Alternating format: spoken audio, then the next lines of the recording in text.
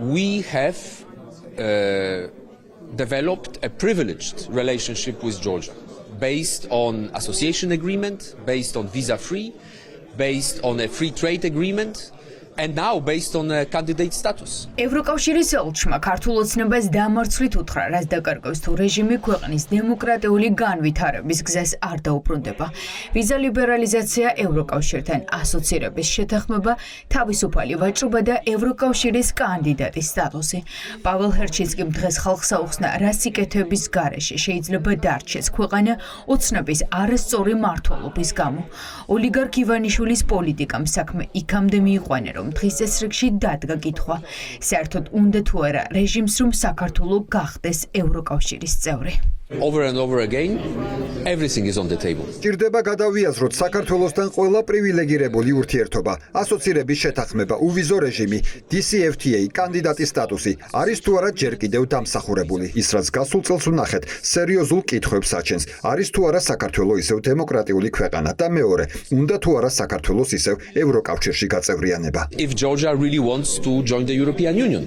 ოცნების თავდასხმები ევროკავშირის პოზიციაზე გავლენას არ ახდენს. მყარად ბრიუსელი მოითხოვს ყველა იმ მოძალადის დასჯას, ვინც ქართულ ხალხს ნოემბერსა და დეკემბერში სისხლიანი ღამეები მოუწყო.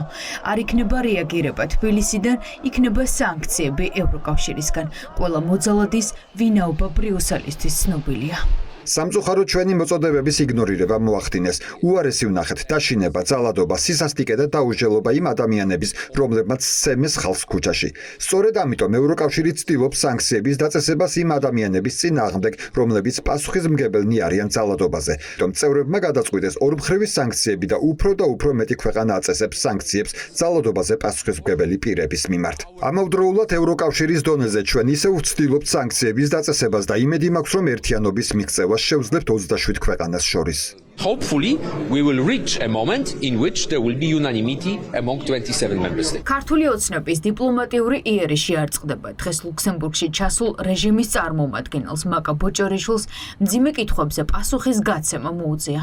ევროსაბჭოს მინისტრთა კომიტეტის შეხვედრის შემდეგ ლუქსემბურგის საგარეო საქმეთა მინისტრმა ქართული ოცნების რეჟიმი არადემოკრატიული ევროპული ღირებულებებით სრულ წინააღმდეგობაში მყოფი ნაბიჯების გადადგმაში დაადანაშაულა.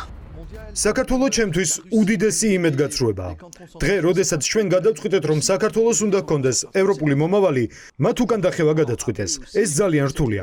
დღე, როდესაც ჩვენ თქვით, რომ როგორც ფრანგები იტყვიან დავიწყოთ თაფლობისთვის, მათ განქორწინების პროცედურა დაიწყეს. ასე რომ ეს რთული საკითხია. მინდა მათთან გულწრფელი ვიყო თუ ისინი წავლენ არასწორი მიმართულებით. ისინი დაშორდნენ ევროპულ მომავალს და ეს მომენტი გასულ წელს იყო. 28 ნოემბრის გადაწყვეტილებას ბრიუსელმა ადეკვატური პასუხი გასცა. თუმცა ეს დასასრული არ არის. დღეს პოლონეთის ელჩმა ახსნა, რატომ მოიხსნა საქართველოს მთავრობა ყველა მნიშვნელოვანი ღონისძიებიდან. ეს არის იზოლაცია და მკაფიო პასუხი, რომ არადემოკრატიულ ძალებთან ევროკავშირი არ მეგობრობს. დიპლომატი ადასტურებს, რომ იზოლაციას პოლონური სანქციები მოჰყვა. სასანქციო პოლიტიკის გაგრძელება კი სრულად რეჟიმის ნაბიჯებზეა დამოკიდებული. რაც შეეხება ვარშავაში არ მიწვევის საკითხს, ეს იყო 28 ნოემბერს მიღებული გადაწყვეტილების შედეგი. პრემიერმა საჯაროდ განაცხადა, რომ საქართველო აჩერებს ევროინტეგრაციის გზას.